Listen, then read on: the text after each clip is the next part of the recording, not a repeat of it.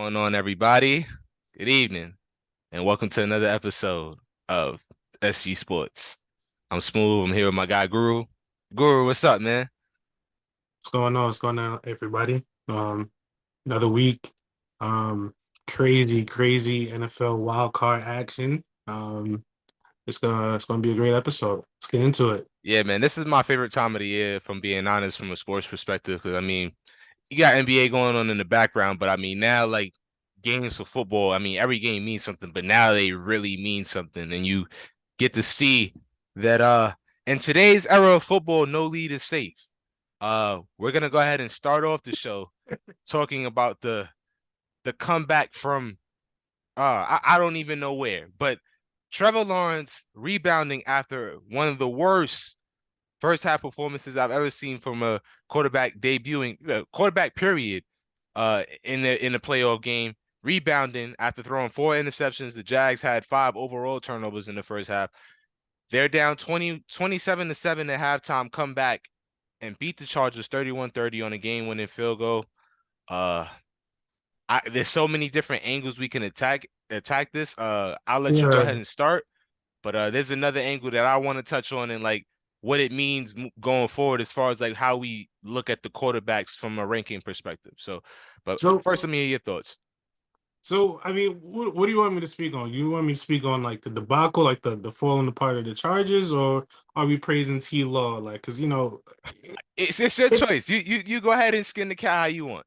Go ahead, man. it falls hand in hand. Like, I don't know. It's kind of like a perfect story for T Law. Not, I don't want to call it perfect because you can't call a 4 interception game perfect, but like it's the fact that you spoke before. Like he didn't fold. He didn't fold in that moment. Like he stood tall. And I kid you not, like when he threw his fourth interception, I purposely increased the volume on my television just because I know if it was I ain't gonna say Zach Wilson. Any Jets quarterback that throws 4 interceptions at home before halftime, he's getting booed. He's getting Oh booed. Lord, yeah. Trevor Lawrence threw 4 interceptions. There were no boos from the Jacksonville crowd. I'm like, this is They were impressive. just shell shocked, to be honest. Like they didn't. There was no reaction. Like they were just like stunned. Right. So then we'll get to outstanding performance by Asante Samuel with the 3 interceptions. For sure. Um, but let's get to the second half with the Chargers, right? So I gotta put a lot of it on Herbert because it's like, bro, how are you not able to keep a drive going? I think their longest drive in the second half was like 7 plays. Like I think Jacksonville's defense, just played like the ass was on fire, literally, like because they got after the quarterback crazy. Like I don't know, I just don't know how you were just unable to move the football in the second half. Um, Yeah, it was pretty unfortunate. Because we think highly of Herbert. Very highly. Very So highly. what a was it 24 or 27 point This lead? Was it 20, 27? well, they was up 27-0 at one point, but the Jags So went in right before halftime and got a the touchdown. score, Yeah. right? And So I but remember that's still, around the time when you text me like 28-27 Jags. I'm like, man, there's no way that they're coming back from this. But right, I was right. wrong. I was gonna say like I definitely sent that test. I was like, oh no, and it's only because of Kirk Cousins. It's only because that thing happened with the Vikings early in the year with the Colts. I'm like, Yeah. if Kirk Cousins could come back from down 33, T Law, like he can do it. And they did it. Shout out to T Law. And I can't wait to see the fight he puts against the Chiefs because you never know, bro. Anyone can be beat on any day. So yeah, what were For your real. thoughts? For real, man. I'm super excited for that matchup this Saturday. But I want to get deeper into what the Chargers like. Just it's a tale of two halves with the team. For the first half, you would think, oh, this is the Charger team I've been waiting to show up all year. This team could go to Kansas City and beat the brakes off of them. Defense is playing active. Khalil Mack had a side, pass rush was there, and then the offense was capitalizing off the turnovers and getting points. But there was a key moment in the second half that kind of gave me the reason why I was like they're gonna lose this game. So you mentioned the drive that they had 7 plays, and that drive, if I'm not mistaken, either led to 3 points or they kicked the field goal, and the kicker missed. And when the kicker missed, when the Jags were down 10, that's when I knew that the Jags were going to win the game. So, Yeah. of all franchises to blow a lead, well, the Chargers is the team that obviously we would expect because they have a horrible history of just meltdowns or whatever. But like you said, man, Herbert, he leaves a lot on the bone. And from a talent perspective, he's definitely top 5, top 6 going forward out of the young guys. But it's just this lack of killer. Like I don't get killer instinct from him. Maybe it's because he's very I'm not gonna say soft spoken, but like he's not out there and he's not really talking to the media very often. He doesn't do a lot of interviews and stuff. But like he just doesn't give me the vibe of somebody that's like Joe Burrow, like the confident, like you don't see him oozing confidence the way that he carries himself. And I'm not asking him to be arrogant, but like Joe Burrow, like you walk in, oh, he got the swag, he got his Cartiers on, like he feels like not just a quarterback, he feels like he's one of the guys. So like that's what I like about Joe. I mean, Tom, even though he's corky and corny, but like he's a killer. Like you listen to all his teammates, whether it be current or exit. Oh, when Tom in the locker room, like yeah, he talk crazy. Like, oh, okay, so he got like Herbert. He's a nice guy, but like I just don't know if he's like that assassin where your defense has got you 5 turnovers. Like there should be no way that you like, oh, we'll kick a field. No, go for the throat. And unfortunately, it led to their offensive coordinator and quarterback coach getting fired earlier today. I did see that from Schefter. But yeah, like I just I don't understand how that happens, man. I don't. But I mean, quickly to touch on the Jags perspective, uh, yeah, Trevor Lawrence showed you everything you wanted to see. In year 2, come like showing resolve, not quitting when everything looks bleak, and a lot of it due to your own mess ups. Instead of going in the tank like some quarterbacks do, like he stood tall and kept pushing through adversity until eventually he won. And like that says a lot about his character. The Jags definitely got them one moving forward in the future. And next year it's only going to be more of a problem for teams because you're going to add Calvin Ridley to this mix. So that's when things are going to be like, oh, like now the Jags have a true number one. Evan Ingram seems to have found a home and a team that really trusts in him and, like instills confidence in him. So the Jags direction is looking really, really good because they're in the sorry division too. Yeah, So yeah, they're only gonna get better. They're only gonna get better. I told you, I think beginning of this year, like T-Law can win the division this year because I didn't believe in Tannehill. So right. yeah, yeah. Proud of Trevor Lawrence. Very proud of that kid. For sure, man. For sure. T-Law, he definitely stepped up and showed that, he's one of those guys. I'm not gonna say he's a top 5 quarterback in the league like some people in the media have, but he definitely showed that he's gonna be one of them guys for sure.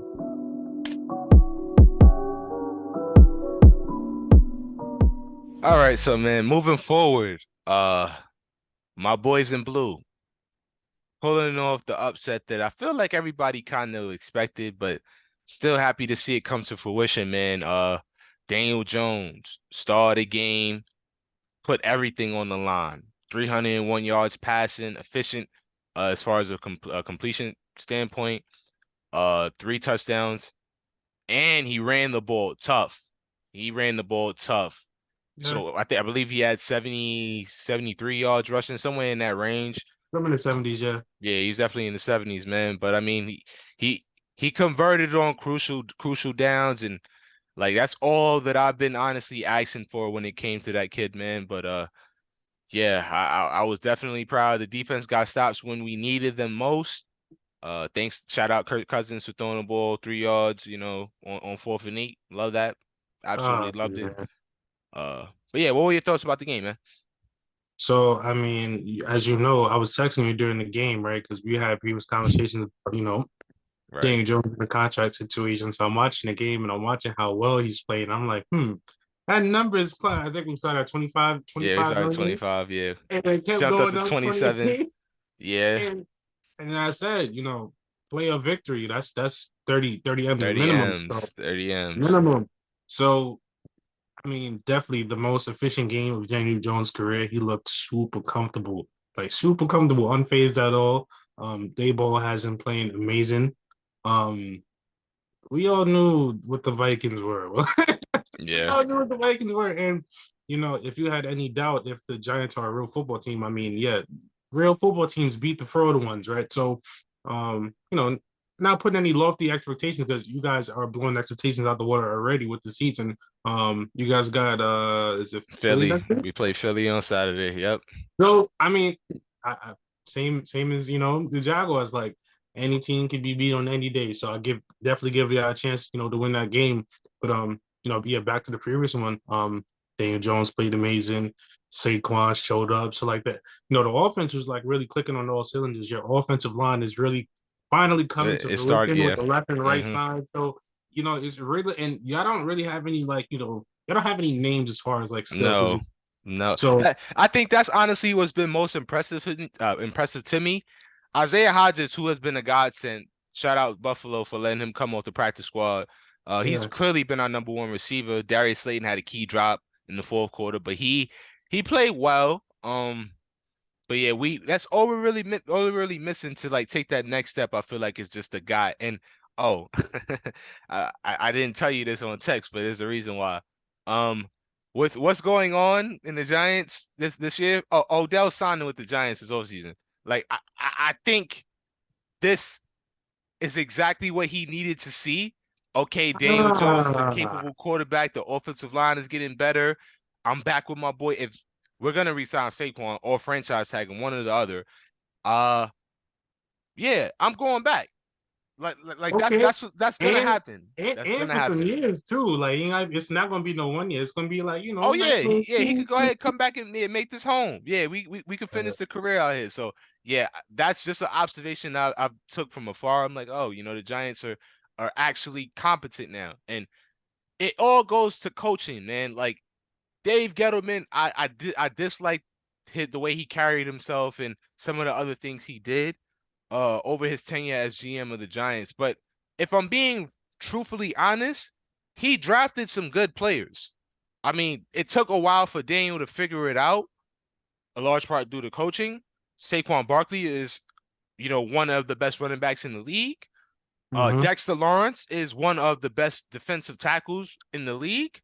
Yep. Leonard Williams has been a good piece that we've acquired. Now he didn't draft Kayvon Thibodeau, and I feel really good about Kayvon Thibodeau because he's like a rookie that's this close to making them sacks. And next year, I feel confident that those are going to start actually converting into real sacks. You know exactly what I mean. Like it's like, oh, Pressures matter. Pressures count too, so it's right, fine. right, Chaos. exactly. So yeah, I mean, oh, he also brought in Adoree Jackson, who played very well in the comeback game. I know Justin had 7 catches, but he didn't go over 50 yards, and we kept him out of the end zone, which was big. Yeah, Now he right. didn't do that alone, but like that's the purpose of Adoree being out there. Xavier McKinney is another guy he drafted. Like he drafted some good players. I'd be lying if I said he didn't, but he just couldn't find the coach to help take them to the next step.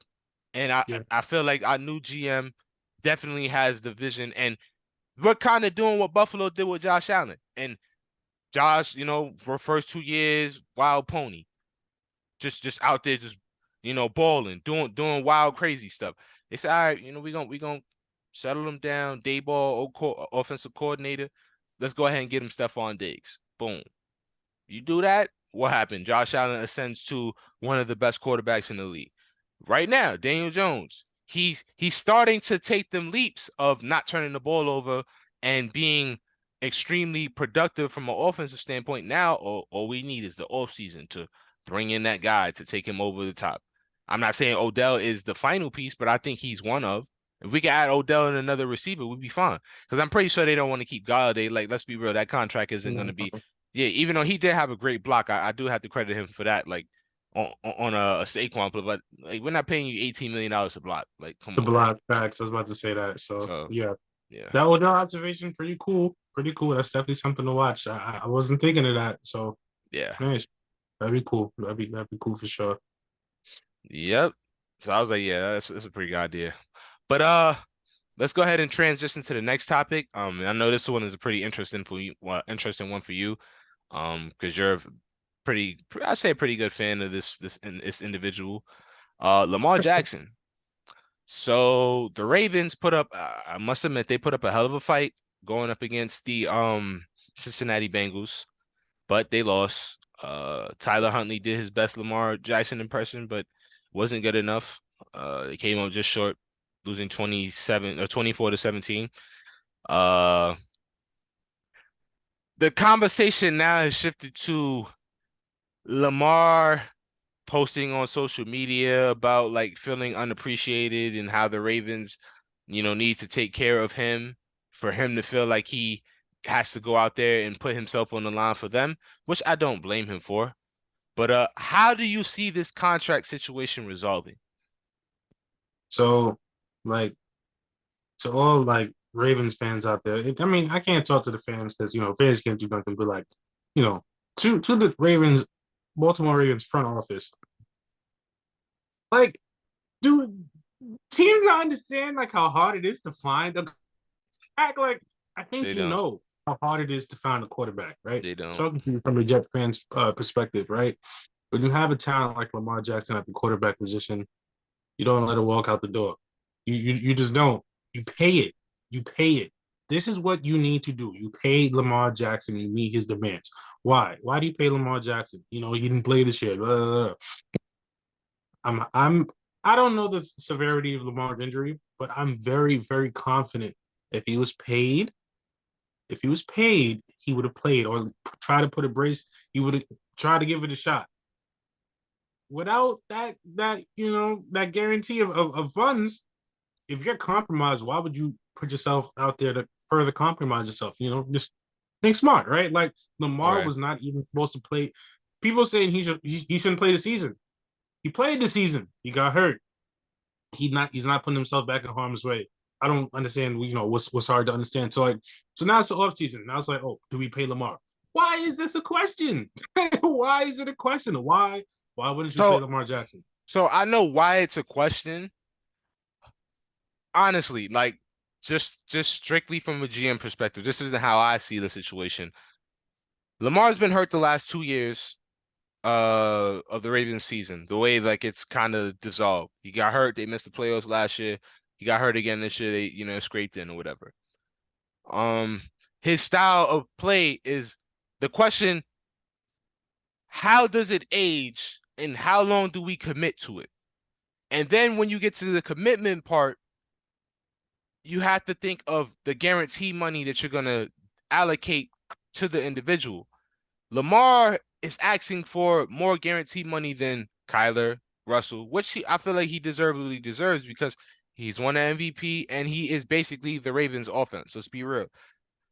But the Ravens don't feel comfortable guaranteeing him $200 million on a contract, and then the next 2-3 years is kind of the same of what's been happening the last 2 years. It's like, all right, like I know he's absolutely great when he's on the field, but we can't allocate that much money and then be stuck from a cap's perspective of operating our roster.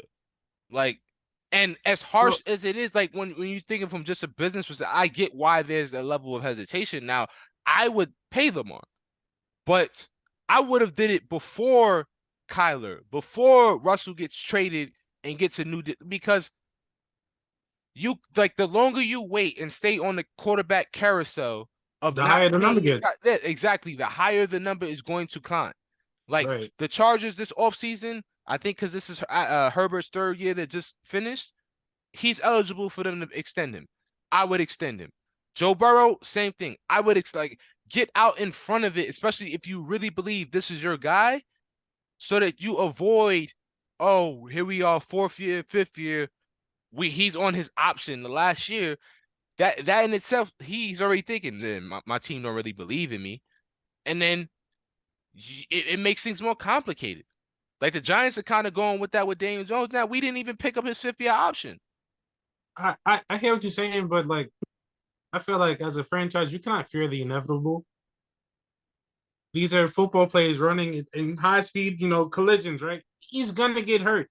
Like Lamar Jackson, he's gonna have another injury. I know it's unfortunate, I but think, you hold have on, to not to pay. cut you off. not to cut you off, Yeah, I think there was a stat that was floated on ESPN that Lamar has taken already 1,000 hits in 5 years. 1,000 hits, bro. At quarterback, 1,000 hits. That's a lot. yeah, yeah. But I mean, he runs the ball a lot.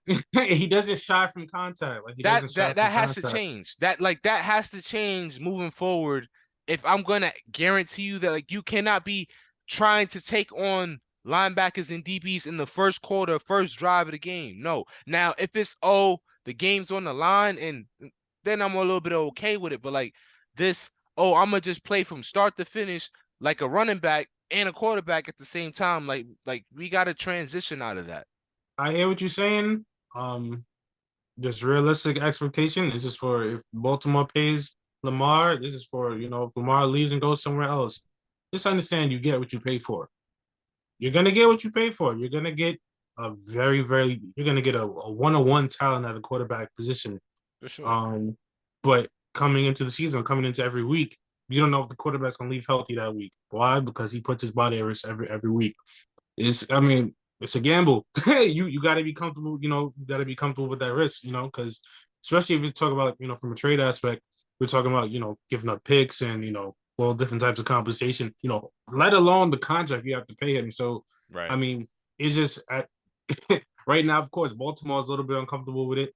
I'm telling you, someone is going to be comfortable paying Lamar Jackson. Oh, It's for just sure, for going to get sure. done. I've already seen the Jets are one team. Miami's a real interesting destination for Lamar. He's from Florida, and you got Tyreek and Waddle and them boys. That'd be pretty fun to see. But I just don't know, man. Like I know the Ravens and the way they do business, bro. If Lamar is playing for them and he's not playing, even if they can't come to a contract agreement, they're gonna franchise tag him. And if he calls himself, "Oh, I'm not playing on a tag," oh well, we're gonna call you bluff. You gonna sit out the whole season? Yeah, Come why on. not? I mean, Yeah. you want to make paper? Listen, Lamar sits out, they're not making the playoffs. So That's fine. The Ravens they could draft the quarterback, but then keep you there to be real assholes about it. hey, everyone loses in that situation. So Yeah, for sure. But like I just feel like the Ravens like they have a lot more leverage from a standpoint of the franchise tag. Like in this year's now, if Lamar plays on the tag the following year, then the leverage really shifts to his corner because if they tag him again, the amount is ridiculous, and the Ravens would be fools to tag him twice. So then I can see, all right, like let's really get this deal done, or we're gonna trade you for real. But this year, I definitely could see them tagging him, and I think the tag would be like 43, $44 million guaranteed, but which is good money, but it's just like it's not long-term security for Lamar, and that's where like I get a bit concerned because obviously what we touched on with his style of play and how the longevity of it plays out. So, but I hope they come to an agreement for sure, man. I'm a big fan of L-Jack in Baltimore. He kind of fits the city and what Baltimore's all about. That tough, gritty environment, and that's kind of what Lamar embodies in the way he plays. But I just feel like things have to change on both ends. The Ravens have to adapt more of a passing game that's more advanced, and I feel like Lamar just has to continue to improve his ability to throw precision passes outside the numbers. yeah, I don't see this turning out like that. I don't see Lamar playing on the tag. Mm. I think he's gonna get his money. Just my opinion. Just my opinion.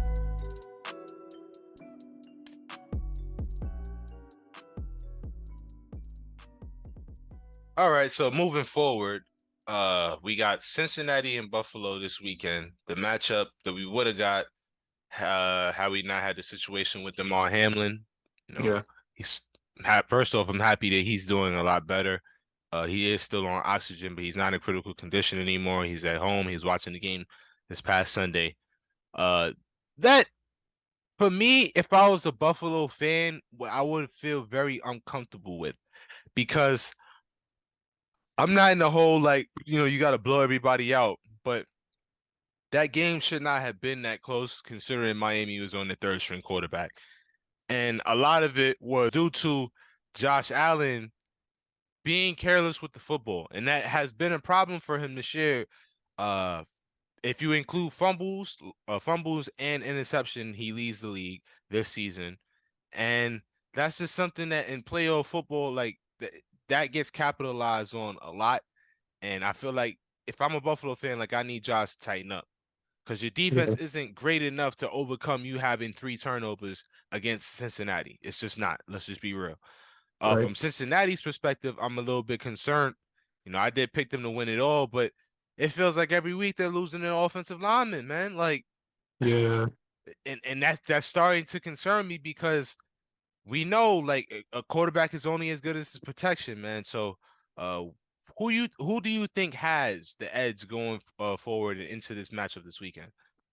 So I'm giving the edge to the Bengals. I'll explain why. First off, both teams played with their food with their last matchup, right? Definitely As you mentioned, 34-31 with Bills and Dolphins. Miami. Hmm. Shouldn't have been that close, right? Josh Allen has to take better care of the football. And then you got 17-24 with Ravens Bengals, right? That's against Snoop Huntley now. Credit Snoop, he hung in there, but like first Right. off, I expect the defense to stand taller and Joe, we gotta put more points on the board, right? So both teams play with the food.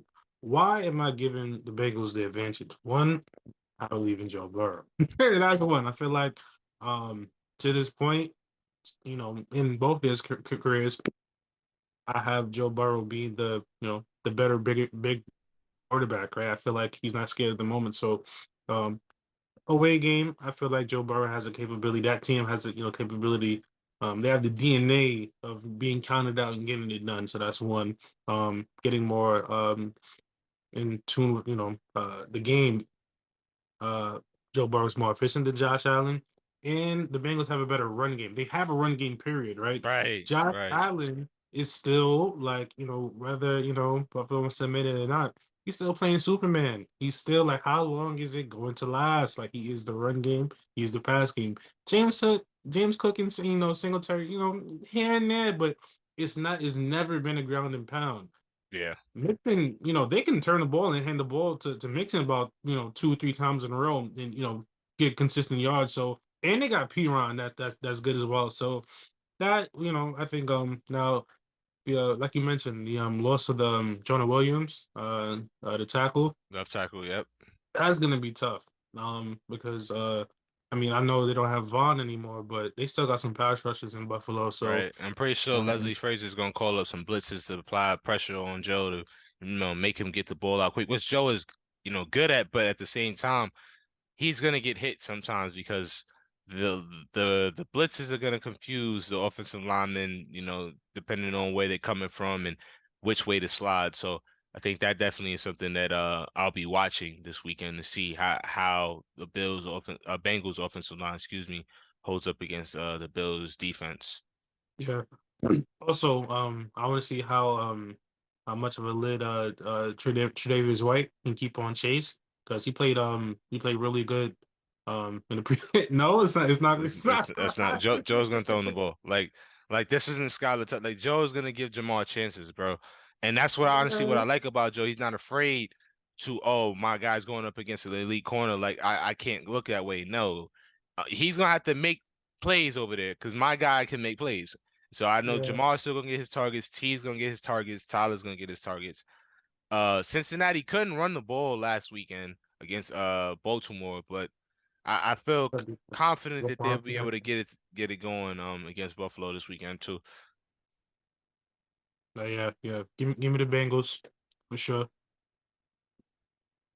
I mean I want to roll my pick for sure because like I picked the Bengals to win it all, so I kind of got to go with them. But I will say I am a little bit iffy about it due to the loss of Jonah Williams and Alex Kappa as well. Like they've lost some guys that are going to be key moving forward.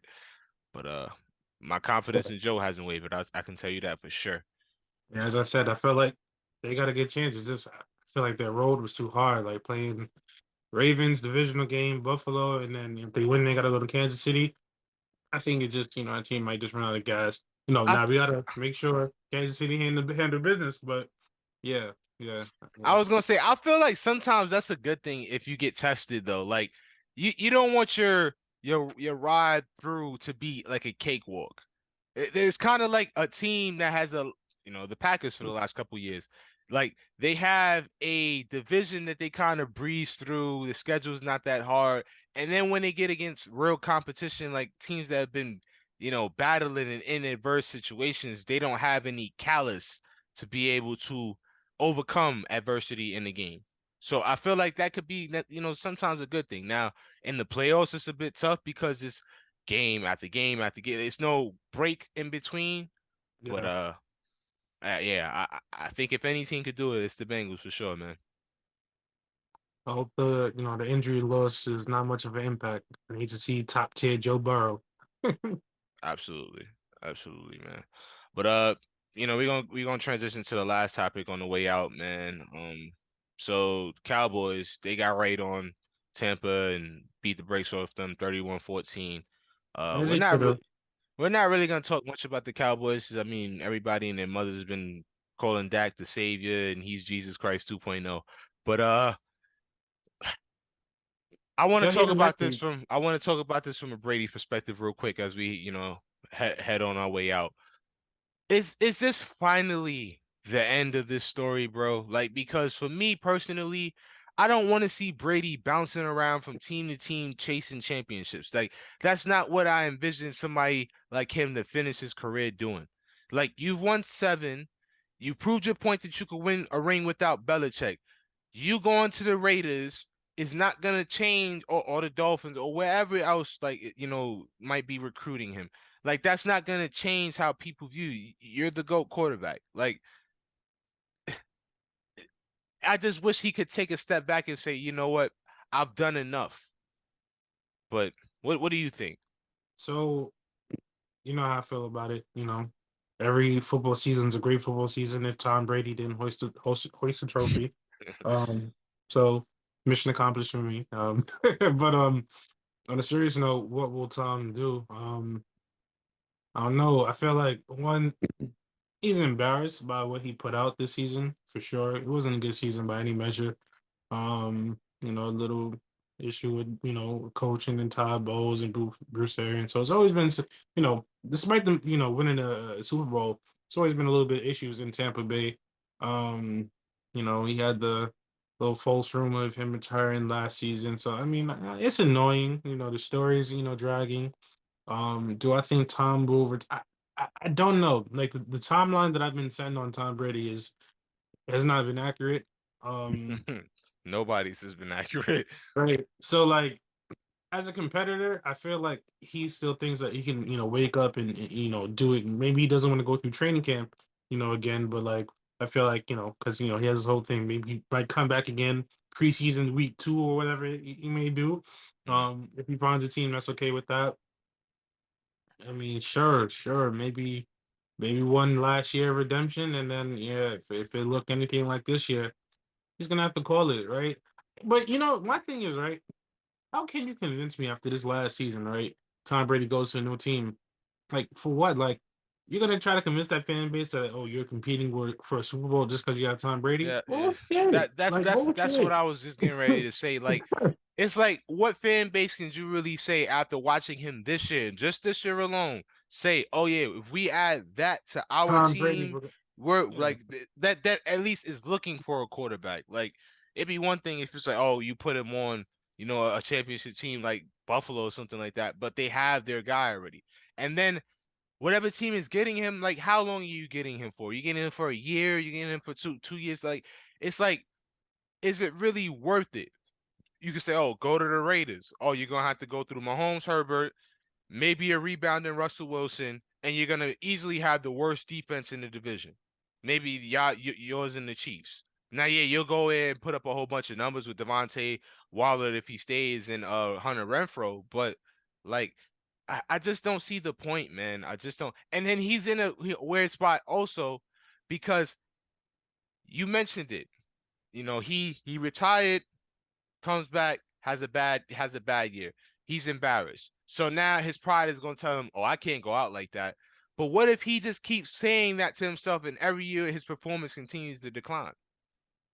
Nah, Like, reality. I mean, it happens to every NFL player. So reality eventually, is just a matter of that's a speculation. Will it be this year? Is this the year? Like, will Tom Brady, look at the, this season and be like, okay, yeah, numbers are shitty. Maybe it's time to hang it up. Or will he do that next season or the season See, after? I Like, don't think he's wired like that. I think he's more of a like, oh, like, no, I can come back from this. Like it was, due to circumstance. My offensive line was banged up all year. Uh, the receivers, they're showing age and this, that, and the third. So he can mentally find ways to justify himself. Oh, I had it, the game against Carolina, when we needed to win, I came out and I threw for 400 yards and we won. So it's like he had a bad season, but he had moments that he can say to himself, like, "Oh, I can still get this done." And you if know, it, even if it isn't in Tampa, you but know yeah, go what he ahead. wants to see? He wants to see divorce Brady. It's tough, man. Like, and I was talking to my barber about this. We was joking. I'm like, Brady really threw away his marriage for one extra year of football. Like that'd be wild. You look back on it, like, damn, I had to come back this one year, and the year was trash. We did nothing, and I threw away my marriage for this. Now I'm pretty sure that it wasn't just this. Like they probably had issues before, but maybe his wife would have been more willing to work through it. Uh, but I don't like getting too personal into people's personal business, but yeah, I just want the story to end. Uh, Brady, just hang it up, man, please. I know Call it it. feels like a part of you Call is it. dying, but just hang it Bro. up. They're gonna call you the GOAT regardless. Call it, Right. man. Great career, great career. I mean, we like you're getting old. Like no one is gonna be like, yeah, Brady's last season. Like, bro, you accomplished what you accomplished already, bro. It's hang it up, hang it up, Yeah, hang it up. please. But that's gonna do it for us tonight, man. I hope y'all enjoyed this episode. We'll be back next week giving you guys some more content. Sure, From Smooth, my guy Guru. that is You me. dig. Signing off. The next time.